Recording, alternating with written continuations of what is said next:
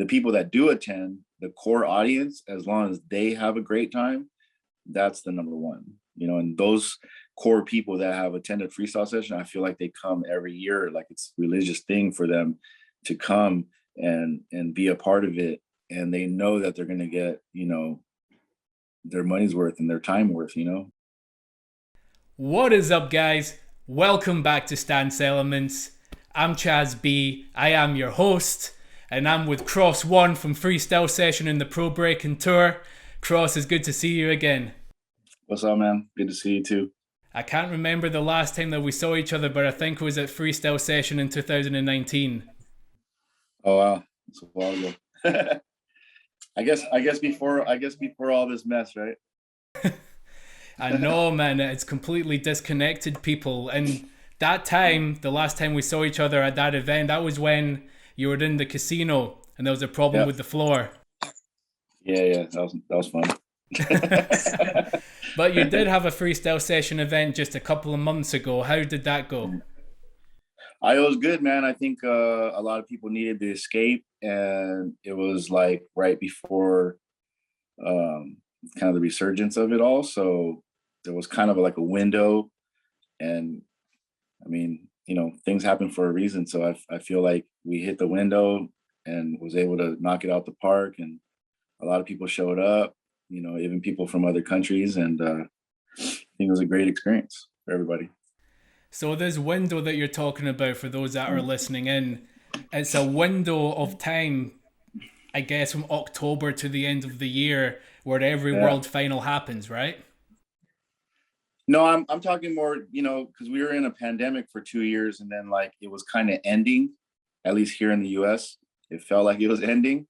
And then the whole Omicron thing like kind of just took over and just had a whole new wave, you know what I mean? Kind of put everybody back indoors and stuff. So there was like a window between like late October and the end of November where people were just out over here, and they're just chilling. They're just doing what they do. So yeah, that's my mistake then, to assume that it was all about the world finals, because I know that you've had that issue a couple of times where you've had to sort of switch weekends about, just sort of depending on when other events are going on. Yeah, that's kind of like my debacle this year, is because BC1 is taking over Veterans Day weekend, so I had to push freestyle session like 2 weeks earlier. So, but I think it's going to work out. I think people will come for both, or just stay and be able to soak in the US b-boy scene. I understand, but given the restrictions and things for the event last year, were you still able to make it the success that you wanted it to be? I didn't really I kind of budgeted to where it really didn't matter. Like we weren't concerned with the numbers. We thankfully had, sponsorship with Pro Breaking Tour, UDEF, and Red Bull, to where it kind of eased off a lot of things of us having to like have overly amounts of people there. So we even like, had to lower the prize money, had to just switch things around to where it worked, and it worked perfectly. So and then going into this year, we're kind of in a similar place, but we even added Jack in the Box as a sponsor. So we'll be able to do more, for less. But we're even trying to like really just knock it out the park this year, because this is our 25th anniversary. So we're going to do a full crew battle. We're going to do the 10 rings for the winners. We're going to do more of a cash prize this year. We're going to do more different categories and just really blow it out the park. Probably do a concert, and just get a lot of more entertainment in the mix and just make it more of a festival versus just a b-boy event. That's amazing. So that's 25 years of the event. What is the secret to your longevity with the event? Well, I'm actively, going to events and talking to people, and I learn a lot from the youth. So just knowing what they want out of an event, and just kind of catering to the ever moving, scene. That's kind of what I do, is just try to just go with the flow, really, you know. We pretty much stay the same, but you know, there's like little intricate things that we do to keep it moving forward, you know.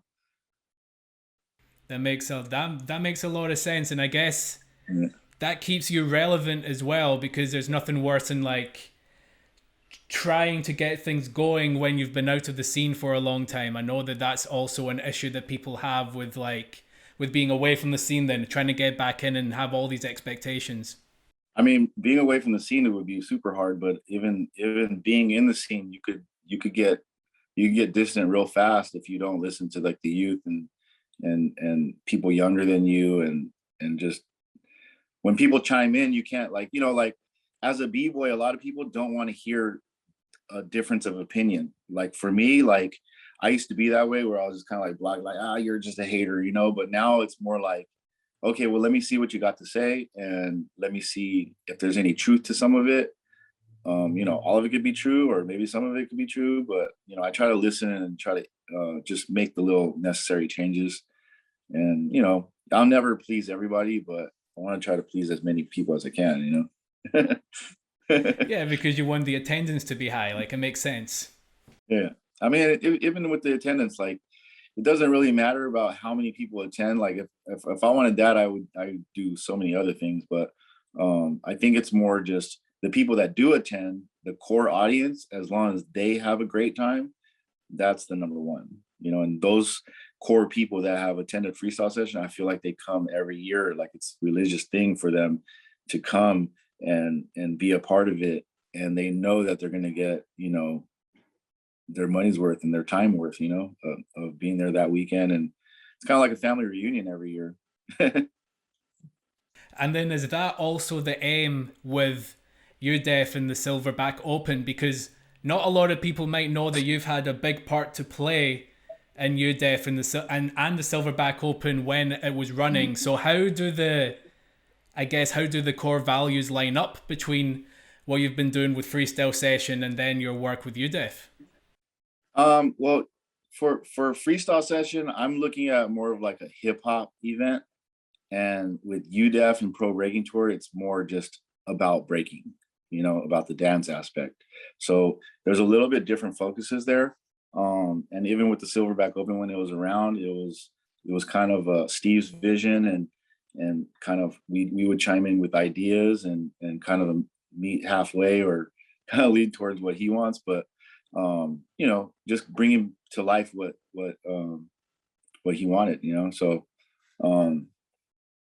you know, he wanted like the top 100 b-boys in attendance, or b-boys and b-girls in attendance, and I mean, he got them all there. And I mean, I thought it was a little bit of overkill, but I mean, if that's what he wants, then that's what he's gonna get, you know. But it was such a unique atmosphere. Like when the Yeah, event happened, there was nothing else like it. Where the top yeah, 100 even got paid, even though there was like, I don't know how many from the top 100 weren't in the top 32, but they still got paid. Like that's insane. yeah. That's wild. Just to try to figure that out is a task in itself. So luckily we had, you know, different partners like And8 and people that could actually like mathematically figure it out like quick with their computer software and stuff, you know. So Yeah, and I yeah, understand as well that at one of the Silverback Opens they had a Youth Olympics event. I think it was yeah. the qualifier for the Americas.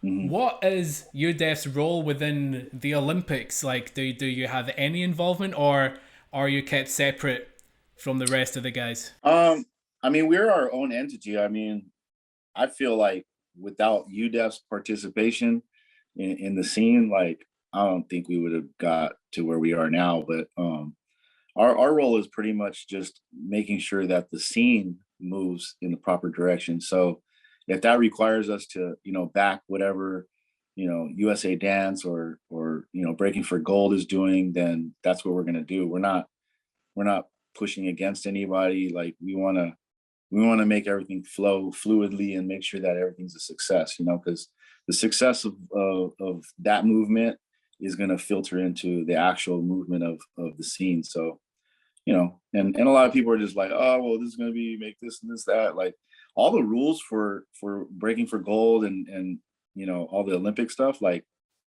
that has nothing to do with the scene. Like, you know, like for those events, that's the rules, but those rules aren't going to filter over to actually like a freestyle session event where, you know what I mean? Like, so, you know, there it's all together, but it's separate, you know? So I speak to a lot of the people that are involved all over the world and, you know, just exchange ideas and like I said, I just offer my support. I just feel like you know, somebody's got to hold down the fort on the grassroots level, and that's where we step in and make sure that things are going to keep moving forward, regardless of whether it comes and goes or it stays or whatever. You know what I mean? So that's our role. Our role is to legitimize the dance and make sure that every event on the tour, the people the promoters do what they say and say what they do. So if they say that they're going to put out $5,000, then we're going to make sure that there's checks for $5,000 for the winners, or you know, and that's what our aim is to do, is to make sure that every promoter is on point and the events go smoothly. And you know, it's not to say everyone has turned out that way, but I think for the most part, like I would say 99% of our events go pretty good. And I think a lot of people have entrusted in us, so they're actually following the tour. Like whenever there's a tour event, it's always pretty packed, and all of the heavy hitters are in the building because they know that they're going to get what we say we're going to give them, you know? Word. Like that Yeah. that makes a whole lot of sense. And the last question that I want to ask you is, you've just released the schedule for the tour for Mhm. this year. What can we expect, and is there going to be anything that's a little different than in other years? Um, we're just kind of we're just doing what we do, you know, like we just want to get back on track and get people flowing and going to these events and feel some sort of normalcy, I guess, you know. And I mean, honestly, whenever we're at an event, we don't think about anything else except what's happening at the event. So that's our goal, is just to make sure that everybody's got a full schedule all year and able to attend these events and have a good time and just push this as far as we can push it, you know. That's amazing. Man, thank you very much for your time. It's been a pleasure. And I really Yeah, hope to see you soon. I actually hope to make it out there to one of those events. right on. Yeah, we got to get you in the mix, you know.